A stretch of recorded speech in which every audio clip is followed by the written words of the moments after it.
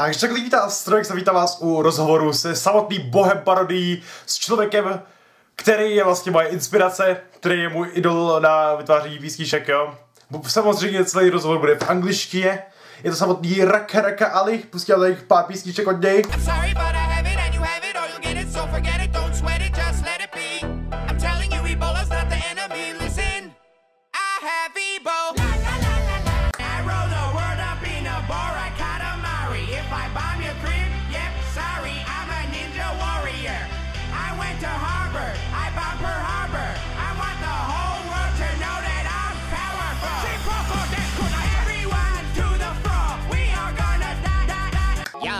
Sleeping with Michael, our little bit frightful. When we see a trick-ass bitch, we gonna tell her how to drop them two. Go cops, get the dogs, let's go fuck with no balls. I'm in the scene, I play bass in my band. I like cutting my wrist, I weigh 91 pounds. It's okay to cry. Most emos kiss other guys, cause emo chicks are fat. Maybe we just got to find the wrong food. Let's start over. Hi, we're gonna die. Here's a plastic bag for cover, bro. Hope you're in the mood for 72 virgin. I don't mean dudes that get your computer working. If you smoke crack, you might one day be president. I'll make them good kids smoke crack. Jo, tohle je on a bude skvělý rozhovor teďka v angličtině, jestli to nepřeložíte, tak sorry, titulky tu psát nebudu, jelikož to asi bude celkem dlouhé. Tak jo, loučím s vámi, mějte se krásně a užijte si rozhovor. Hello people, welcome to the interview with Rucka Ali. Yeah. Did I nail it? You nailed it. I thought, I was like, oh, where's that girl's voice coming from? A little bit feminine. Okay. So, I introduced you in Czech language before the video, so we could jump to the questions now. Okay, we will start with psychology, if that's cool. Yeah, that's what I'm known for. Yeah, you are known for music, mainly. True. Well, but music, psychology, they sort of go down the same tube, you know? Yeah, it does, but most people don't realize it. That's the problem. Yeah, that is. But you have to link it together. Yeah. And you are doing it. Always. So, your main psychology is like objectivism, okay? Can you briefly say about it so people like me, dumb, can understand it? Yeah, so objectivism is a philosophy. It's not a school of psychology, but it can help psychologists understand how a human being functions and how to solve certain problems and things like that. So philosophy answers, I think, 5 basic questions. What exists? How do I know? What should I do? When should force be used? In other words, what should a political system look like? And then art. What's the best kind of art, or what is the purpose of art? So, with regards to those earlier questions, what's true and how do I know and what should I do? These are important questions. We're all faced with lots of choices every day. There's so many different things I can choose to do, and there's so many different things I can focus on. So many questions that I need answers to. So having sort of a guide to tell me what's true and how do I find this out? How do I know this? How do I validate information? And then what should I do about it? Having a good answer to these questions gives me the possibility of being happy and successful, both internally and externally in my life. That's cool. And can you say some, sorry, I have to translate, example of importance of objectivism?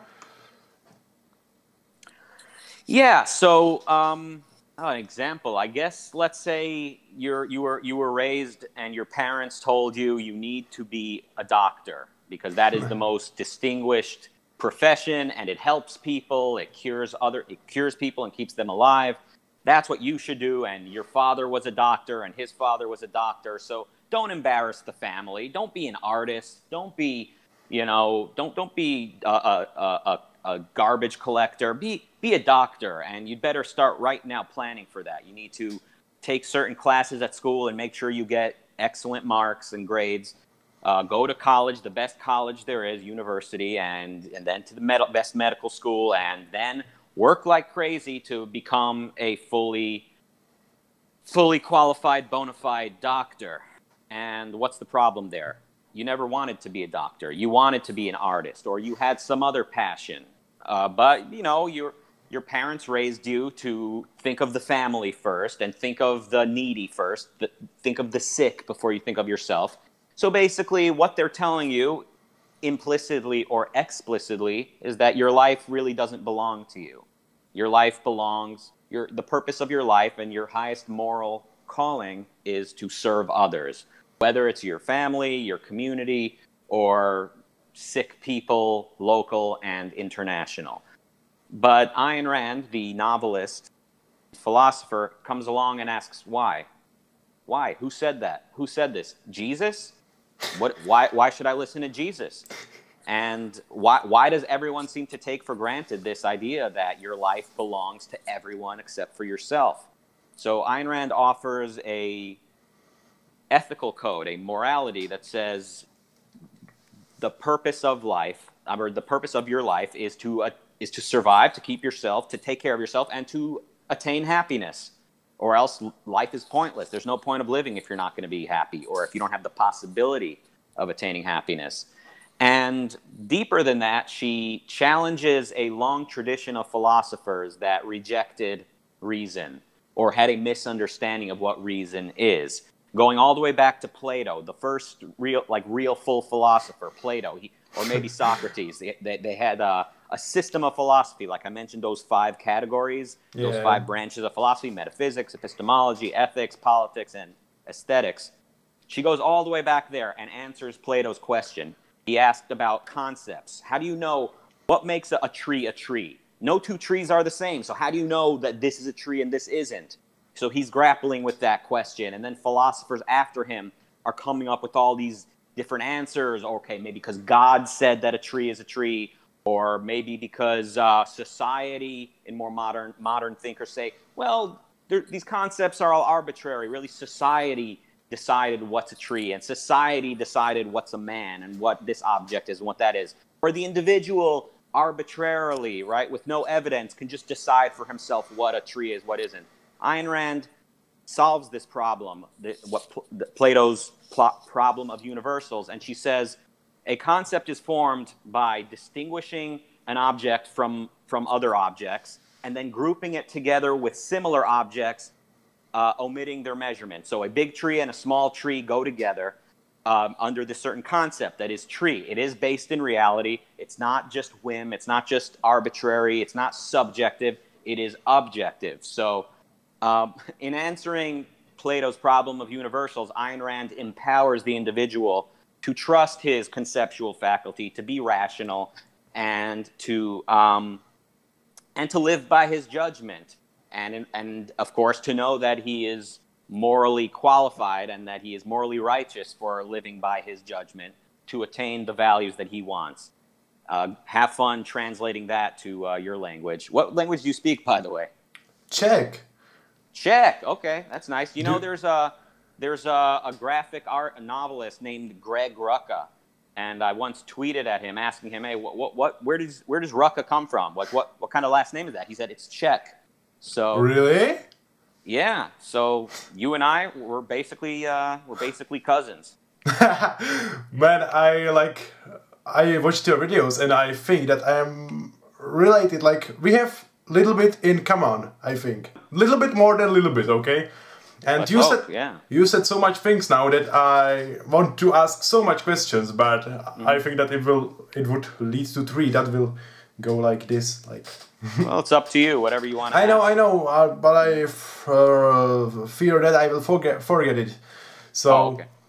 Yeah, some of my friends really work like that, that their parents decide their fate, or what should they do. And I have a friend, how do you say, when you have friend that is female and like, you don't want to say girlfriend? How do you say? If you just say that your friend is a girl, I would know she's not your girlfriend. So you can just refer to your friend, and we would. My friend, Americans that's a girl. Okay, she wants to be artist, and the word she. Okay, that's the main thing. Okay, she wants to be an artist, and she really draws good things, like, but she can't be. And I am happy that I have not so strict parents that say me, you can do whatever you write. And now this doesn't the example I gave happened to be parents telling their child, but it could be anyone. It could be the church putting pressure on you. It could be your beliefs, that you believe in God and that God wants you. I mean, do you think if there is a God, do you think he wants me to be doing the types of songs and videos that I do? I mean, let's be real here. So you need to be confident in your own judgment and to pursue the values that you want in order to have a chance. I just said it so I like say to you that I relate. Because, very cool. Yeah, and you talk about Ayn Rand. So why do people hate her? Depends who you ask. I don't know. I saw on tweets or something that people hate her. I don't know. Like, main reason. I think that's a deep question. She challenges people in the most fundamental, deepest way, and people that don't want to be challenged feel threatened by it. So in every branch of philosophy, she is questioning scholars and thinkers of the ages. So if you're looking for these answers, then it's very exciting, and you get hit by a certain respect and reverence for the person brilliant enough to even ask these questions, let alone answer them. But I mean, the average person out there is not an independent thinker, and they're not thinking. They're not even. They don't really want to answer these questions. They're afraid to question it, because to find out that they've been wrong about such important things this whole time up thus far in their life is not a pleasant thought. So there's my answer. Other people might say, oh, it's because she's a capitalist and capitalism is evil and it hurts people. But Ayn Rand, she shows why capitalism is hated so much. Really, capitalism is vilified the same reason Ayn Rand is vilified. They're both offering systems that reward selfishness, that reward reason, that tell the individual you need to observe reality and then follow your judgment in accordance to reality. And that, again, flies in the face of a long, long tradition of academics and scholars. So when is somebody dumb and like wants to be objectivist? Like, what happens when he does these things badly, like wrong? Please ask again. I'm a little unclear. Okay, sorry. Somebody is dumb, and then what? Sorry, I'm struggling. It's okay. It's okay. Are you asking me what if a dumb person wants to study objectivism? No. What like when somebody doesn't tie it to correct way, when you see small tree and a big tree and you say, okay, this is smaller, so this isn't tree. Like, you know what I mean? Like, if someone believes in flat earth, like, he can say that to China we say far east and not near west, so the earth is flat. How do you know who can be objectivist and who not? Oh, well, I don't exactly know who can be or can't be, but I mean, the question of is the world flat or round, that is a very advanced level question. The first question to ask is like, well, what exists at all? Is there a world? Do I exist? How do I know where knowledge begins? So that's where philosophy comes in to answer these very, very basic questions first. So through observation, the observation of your senses, your eyes, your nose, your hands, your tongue, and your ears, that's the first thing that you ever sense. Like, the first thing you know is that your senses are providing you with something about the world. That's the first thing right there. So anytime you hear someone saying, oh, maybe this is all a simulation, maybe this is, how do you know your senses aren't deceiving you? They're using advanced level concepts to undercut concepts that that were required for them to get to that point. So you start with sense observation, and then the axioms you need to philosophize with are that existence exists. So whatever existence exists, and then existence is identity. Anything that is has an identity, meaning it is what it is. So a chair is a chair. It cannot be a chair and a non-chair at the same time. See what I'm saying? Mm-hmm. So what exists exists. What exists is what it is, and then I'm conscious. That's the other thing that I know before I begin philosophizing. Like it's the kind of underlying starting point, consciousness.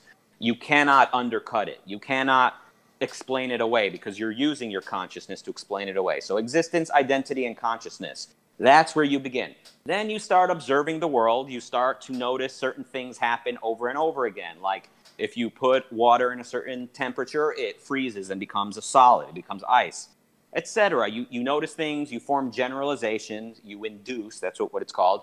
You induce and you form certain generalizations and then principles. And so this is basically the scientific process right here, where you observe reality and you take note of certain things that seem to happen over and over again by experimenting. So now once you've gotten to such an advanced level that you're looking at the whole world and figuring out what shape it is, at this point you have the tools required to decipher if it's round or flat. But you had to it took people of genius over the ages to come up with the process of observing what if the world is flat or not. Columbus sailed west, I think he sailed west, right? And discovered America. The undisputed first person to ever set foot on America. I'm joking, of course, but that spirit of wanting to discover what lies beyond, that spirit of wanting to discover the unknown, that was kind of the spirit of the time, the Renaissance, the time when science was having a rebirth and thinkers were excited to discover the world. And where did that come from? That came from the philosophy of Aristotle being unearthed, being discovered and dug up from the ground where it was buried. So Aristotle should be regarded as really the first scientist. He was the first person to really, really emphasize that everything is what it is. And that observation allows you to now learn things about the world. So I hope I kind of answered your question there. You answered it like a boss. Okay. Mm-hmm. So you're saying like you should be... Objectivist can be everyone who is challenged enough to get knowledge by his senses. No, because objectivism is more than just it's not just a philosophy that says be scientific. I mean, objectivism has a lot to say, like I said, about it's got those three basic axioms: existence, identity, and consciousness. Okay. But then when it gets to ethics, objectivism really challenges every other thinker before and says the purpose of living is for yourself, to selfishly pursue rational values and attain success and attain happiness. And self-sacrifice is evil. It's not a virtue like Christians say, and like most atheists even say, like most thinkers in history. They say that self-sacrifice is the most noble thing you can do. Ayn Rand asks, why? Why is it noble to sacrifice yourself, but it's not noble to pursue values for yourself? Why are you the bad guy? Duh. Why do you need to hang yourself to be moral? Why do you need to be nailed to a cross to be moral? So there's a place where an area where objectivism really, really is bold, and then there's politics as well. Capitalism, complete laissez-faire capitalism. No government regulation telling you what you may do unless you're violating somebody else's property rights. So there's that. And then in aesthetics as well, Ayn Rand has a lot to say about art that the average person wouldn't necessarily think for him arrive at himself. So I wouldn't just call somebody objectivist because they're looking at reality and trying their best to be objective. I would say they're a good person if they're doing that. I would say they're being moral. They're being an independent thinker, looking at the world for the purpose of living in it. And that person might be a great candidate for objectivism. He might be a good person who, if presented with Ayn Rand's, would be inspired and want to learn more and ultimately possibly subscribe to objectivism and agree with it and become a student of objectivism or even a teacher of objectivism. But looking at reality and living by it in of itself is not necessarily what makes one an objectivist. Yeah. So what is the thing that makes you objectivist? That's a good question. I think understanding the philosophy and agreeing with it and living by it. Okay. So, yeah. Okay. So maybe I am objectivist when I saw your videos. Nice. Because well, which videos? Your videos about objectivism. I haven't seen all of the episodes of How to Live Sober, but I have seen like 3, and I'm gonna watch them. Okay, when I have time. Yeah, Okay. so those videos, you know, I'm sort of learning these things as I go and explaining them as I'm learning them, and the main purpose is to help people that struggle with addiction, help them get help, help them help themselves, and take advantage of institutions out there that help people stay sober, and to kind of do that with an objectivist kind of background, so they don't ever feel like they need to choose one or the other. Like they can either be objectivist and rational, or they need to be sober and believe in God or believe in the supernatural. So I'm kind of doing my best to give people some useful hints for that. But I would recommend reading Ayn Rand's novels and reading anything from her that you can get across to really understand, because you might agree with everything I said in those videos, but you might also have certain beliefs that conflict with that. Most people are living with contradictions, and that really doesn't do us any good psychologically, right? You asked about psychology. Living with contradictions, I think, is the sort of beginning of a person's downfall. Living with contradictions is the biggest offender. It's the biggest indicator that a person is not going to be happy. Yeah. Yeah. Okay, let me, how do you say it? Think about it a little bit. Yeah. Mm-hmm. So, when I will read the Ayn Rand book, I have to agree with all that she says. Not exactly. I mean, no. I mean, so for instance, Ayn Rand, she really didn't like, she didn't think that mentally retarded people should be like put out in like she once said, like normal children shouldn't like be forced or shouldn't be placed in like the same school or the same place where they're exposed to the mentally retarded. She thought I think she thought it's like upsetting for a child, and it disrupts a child's development to be around the mentally retarded. So she said something that you can be an objectivist and disagree with that. You can be an objectivist and say, hey, look, you know, a mentally retarded person can go to the same school as normal children and work at the pace that he's able to study. So, I mean, there's an example. Ayn Rand, she once said homosexuality is immoral. You know, I don't think it is immoral because it's not a choice. So morality only pertains to choices. So I think she clearly had a misunderstanding of how people ended up gay for her to call it immoral. And this wasn't something she wrote. So she didn't, I don't think she thought about it extensively enough to put it in one of her essays. But she said it in one of her live events when somebody in the audience asked about it. She said, you know, you should be politically free to have sex with other consenting adults. That's not for the government to interfere. She said, but if you're asking me, I think it's immoral and disgusting. So there's something she said that you might disagree with, that I disagree with. But that's not really the philosophy. That's more the application of the philosophy. But if you're going to be an objectivist, I think you do need to agree with objectivism, the philosophy. So in metaphysics, you do need to believe in or agree with what Ayn Rand calls primacy of existence, that your consciousness is not the first thing you know. The first thing you know is existence, that you exist, or that the things you're observing exist, and that you in turn exist in order to be conscious of them. And most philosophers, they go with what Rand calls primacy of consciousness. Anyway, if you find that you do agree with Ayn Rand, then you might as well say, okay, well, how about object? But it's a bit of a superficial label to kind of pursue in of itself. I would suggest really just investigating the ideas and seeing what you agree with and challenging them in your own mind and in your own life to find out if they stand to scrutiny. Okay, that's cool. So these were 2 questions that I have prepared, and we called to 20 minutes, more than 20 minutes. So I have some more questions, but they are going to be a lot more easier to explain maybe.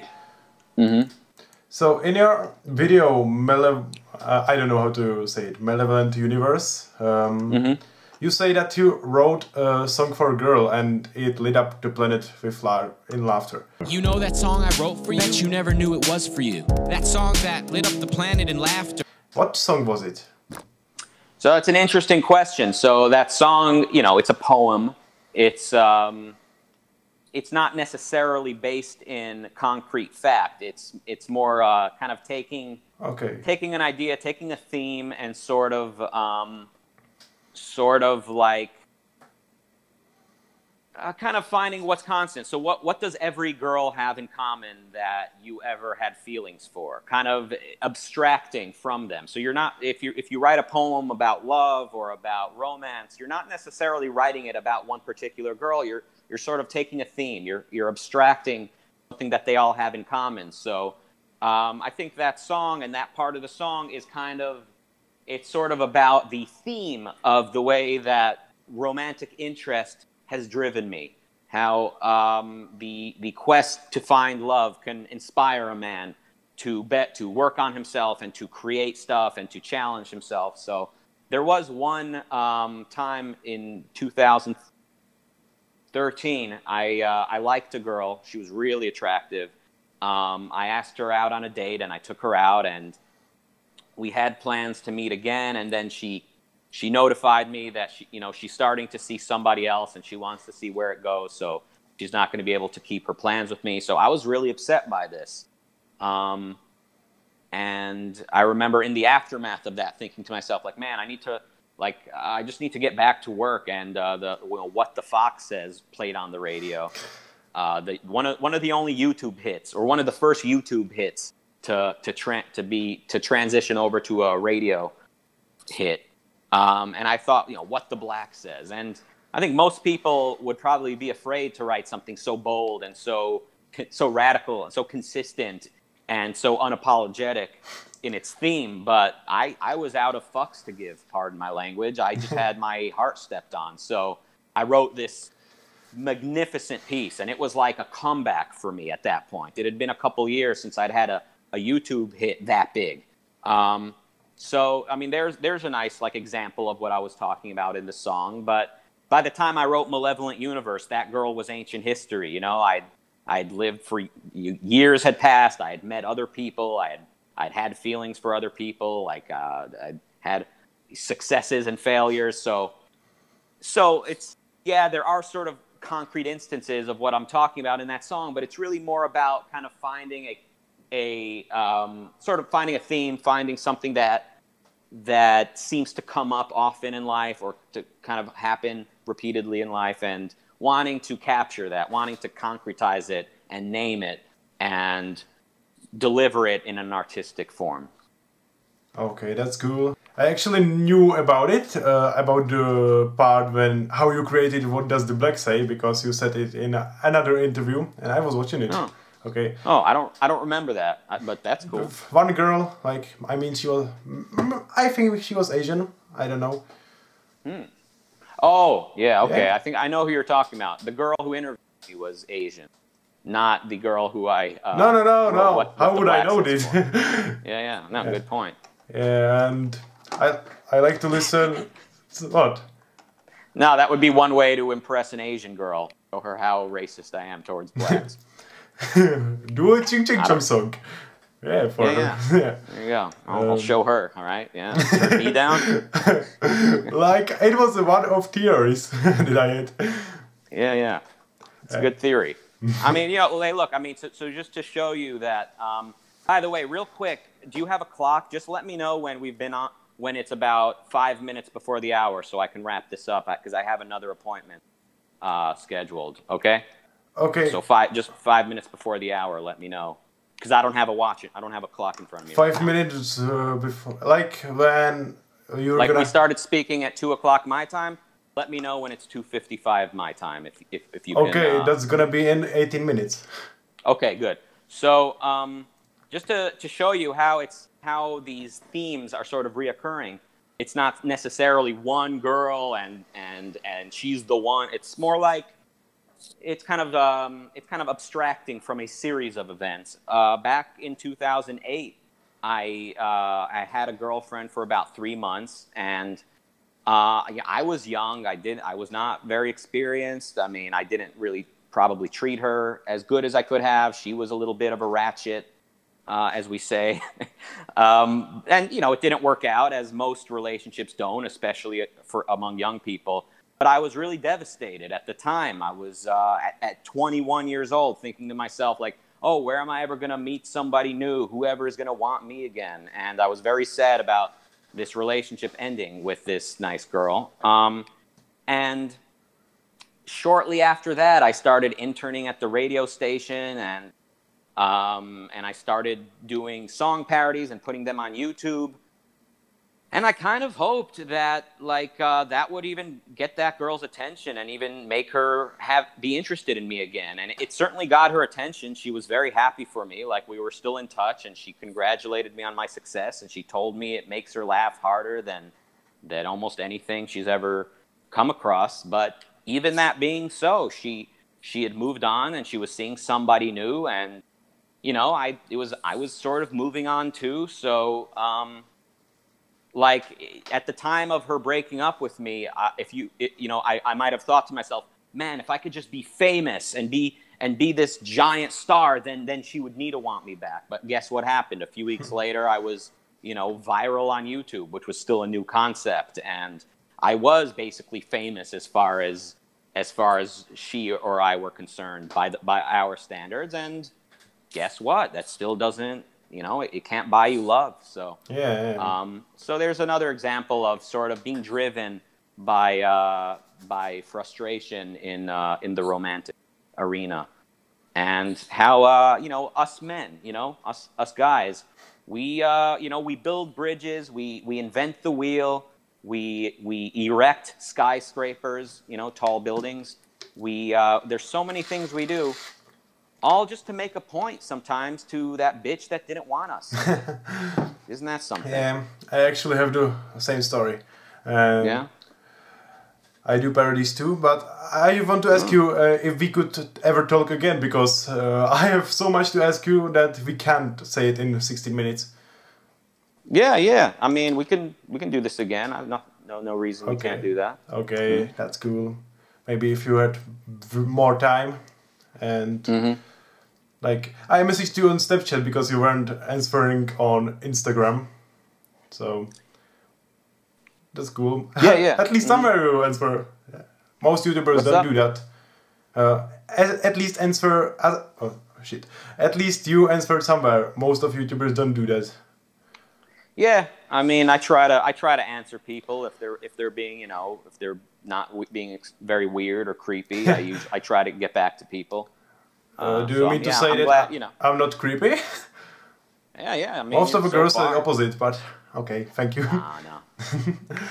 No. Yeah. So if I would message you on Instagram, you would respond like, "My name is Strovex" on every site. So cool. Okay. Yeah. I mean, you know, you can definitely get in touch with me. That's not. We can chat. I'll okay. remember you now, I'm sure. Yeah. Nice. Okay, I'm gonna skip the more boring questions. In Atlantis, the new song, very good, by the way, you say you got no personality, which is like the opposite of you, for what I feel. Yeah. I feel like... So this song, it hasn't been rolled out, been released with a big bang. Like, it hasn't been released with a video. I put it on a sort of short EP, as we call it. So yeah, if you're a hardcore fan like yourself, you've already heard it, but most people haven't heard it yet. I know. I'm hoping to create a video for it the way that I did with Malevolent Universe. It's just a question of when I have the time and money to get a bunch, to get the pictures, to get the illustrations. Now, of course, again, yeah. Maybe now would the girl that likes to draw be good? Maybe she could make it for you. But I know she's not professional. Okay, she's not. Oh, the girl that you know? I Yeah. mean, hey, look, maybe, but I'm probably gonna hire. Okay. A Bosch phone If you have again, people you just can, that's cool. Yeah, but I mean, but yeah. So like I said, when people listen, we do this all the time. I mean, I do this myself. When we listen to a song, we might kind of assume that the writer is being autobiographical, that he's talking about the truth and the full truth and nothing but the truth. But Like when it's not satire, obviously. yeah, so I mean, so when when an artist, when a poet says, "I have no personality, nothing but sadness," it's an exaggeration, or it's an expression of a mood. It's an expression of an insecurity, right? Something that I don't want to be true, but in my moments of desperation, might think to myself. So it's somewhat of a relatable feeling that some people have if people are disappointing you and you feel like you're disappointing yourself.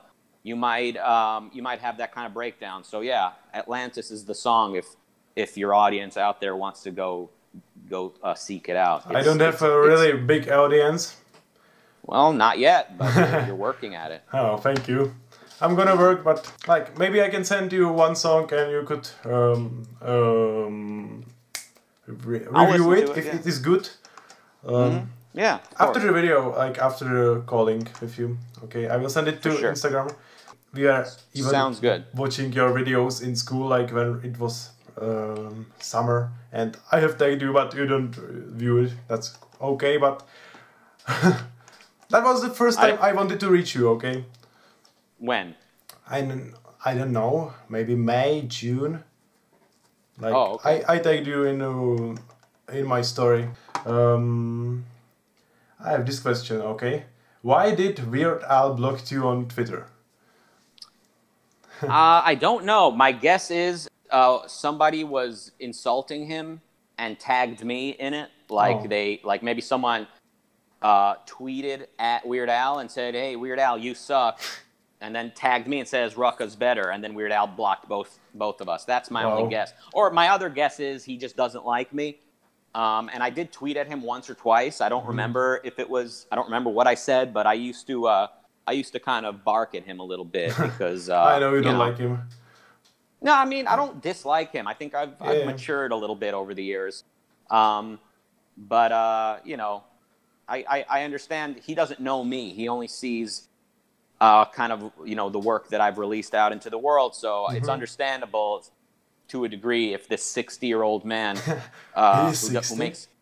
makes family-friendly music doesn't want to be associated with a guy who is sort of like the dirty version of himself.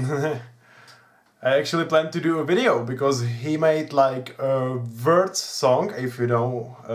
Yeah, word crimes. Word crimes, okay. When I would say like I'm offended by it because I can write in English, and I would say like, oh, I belong in sewer, what? And then I would react to your I've got HIV, and I would laugh at it because it softens the HIV situation if somebody has it. Like, yeah, that's how your music helped me. Not even HIV, okay, I don't have HIV yet.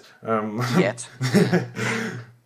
But no, I mean, and besides making light of the dire situation of having HIV, it's Freddie Mercury, It's Freddie Mercury, and I'm saying he got HIV from some guy in West Hollywood. Like, West Hollywood was and is like where gay people hang out and bump butts. So yeah, I mean, it's like when an idea hits me, I'm like, a lot of the time I'll think to myself like, oh, I can't do that. And then I'll answer myself, well, now I have to do it. So when I write songs, then and it's on the paper, I see, okay, this is little bit offensive, and then I sing it, and it isn't so offensive now when I sing it, and when it's not on the paper. So cool. And what we were talking about now? What kind of work do you do? You said you like writing parodies as well. Is that something you've been doing for a while? No. I have been inspired by you. If I can say how I met your work, like there is this thing that even with bad things you can discover good things. Okay, I have it written. Okay. In 2015, in the end of school year, there was like show that kids made, like, and there was song something like "Jumping in the Jungle," and I want to search it on YouTube because it was. Okay, at this moment my camera died, so I will try to replicate what I said in this interview. It will go on like for 8 minutes. So I searched In the Jungle on YouTube, and In the Jungle by Rucka Ali came there. At first I didn't like it because I was a kid, and I know kids sometimes watch Rucka, but I wasn't feeling that way. And then on the summer, it was after I searched that In the Jungle song, I experienced the first like sadness of my life, and it was just increasing. And in March 2016, my not so close friend, but she fell off a horse, and I like experienced death with young people in my life, so I started to be depressed a little bit. And the funny thing is, like, I should have recorded a video with her in Friday, and she said, yeah, okay, let's do it in Friday. And then I said, okay, and she said that no, she was just making fun of me. And at Friday it happened. So I like didn't want to call it, but yeah, it happened, and it was really a sad accident. Wow. Yeah, that's pretty that's a very, very impactful story. That sounds like a serious. Wow. Well, that's very sad. I mean, to say the least, that's very sad. Yeah, you have to live your life, absolutely. Yeah.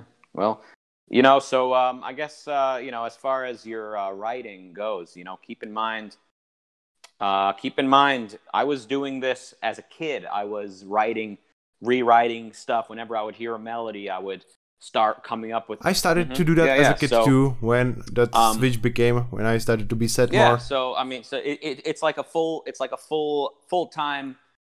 It's like a way of life, you know. It's a certain approach to the world of saying, how can I use words to make this more interesting, or to express what it is that I want to express here? So it's a full-time commitment. A lot of people, they get in touch with me and they say, hey, I want to be a rapper, or I want to be a YouTuber, or this and that, and I don't really know what to tell them. Like, if you have what it takes, you don't need to come to me like these people do. Like they're too busy working. I used to edit videos all day whenever I had free time. I would be editing videos in school. If I had during lunchtime, I would go to the video class and be editing a video. It was all I wanted to do. So the passion needs to be there. So can I resume with that story? Yes. Okay. On summer 2016, when I was in that depression, I searched KSI on YouTube. I watched him like 2 videos, and then it started to become that fun, and I saw just that video that when he reacted to your video, and I was like, hey, fuck you, man, this is funny. Wow. And yeah, that's how I found your What Does the Black Say video. I forget it, and then on 2018 I randomly remembered it, and I harassed my friend with that song. Like, he liked it too. I have a friend who, he wasn't black when he was born, but then he like tanned, and he looks really black now. But he liked the song. It reminds him of the good old days when he was white. Yeah, but he doesn't like the I can do whatever I'm white song. Yeah, well, he can't do whatever he wants anymore. He lost that privilege. He lost his freedom. Hey, what time is it, by the way? Can you check for him? All right, let's wrap it up. Let's do a little outro, as it's called. We can say goodbye, and I can get ready.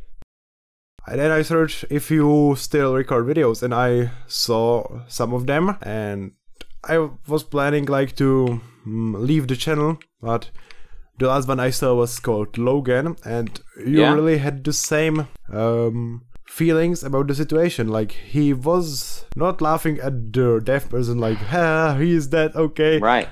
Yeah. But he was like awkwardly laughing, and it really got him. Yeah. So I didn't get why people were so mad at him. Yeah, people, they saw what they wanted to see. They saw him going like, holy shit, and they projected onto it, as we say in America. They projected. They put words in his mouth that he never said. They went away. Remember seeing him taking selfies with the body, which he never did. So projected. We have similar words to it. Předsudky and pomluvy, and this is really similar to it. Well, good to know the Czech are doing things the American way. Yeah, we are like patriots together. Yeah. And then I said that my favorite video of him is that Kanye diss track. The one Kanye is gay, or the one from Run This Town? The first one, Run This Town. Yeah. Interesting. That's I forgot. I almost. Yeah. Then I rapped it, but my voice is lost now a little bit. I'm sick, so I won't rap it. We all say words like retard, but we don't mean to demean kids that have special needs. We just need a word, and it's the greatest word we got to describe vegans and members of PETA. When I say faggot, you might think that it's terrible, but I don't mean to hurt your feelings. Homosexual. Yeah. So thank you for being in this interview. Thank you for being you, and looking forward to seeing this interview on the. All right, send me a link. And then I confess that I made parody of his song, like only 17, only 13 in my language. He didn't really took it well, but then I said it was because of an incident with YouTuber. He was dating a 13-year-old girl, so he got it, okay? Yeah, very advanced, very civilized country, I hear. All right, let's call it a wrap. I got to get going, all right? So we'll talk soon. Bye. I acted a little bit like a jerk at the end because he was saying let's end it because he had something to do, and I'm still stretch it, but I had so much to say, so sorry Rucka if you were late, but I hope you were not. And do a little bit explain the situation when I inspired by your songs or copy your songs, how you wanna call it. So like, you may be thinking that I'm not creative, but it's like when something happens, when YouTubers do something. So I use it because I remember the song and remember how it could go with that incident, and it's not really easy to. I have to like translate it, create the text in my language, create it to rhyme, and create it to be relatable for Czechs. Like, we don't have the same things like in America, so it's not really that easy to. And I credit you in every video in the description, and I even credit the Rucka's website, so I think that you have money from it. So I hope I clarified it good. And yeah, thanks for the interview, thanks for the watching, and I'll see you in the next video. Bye.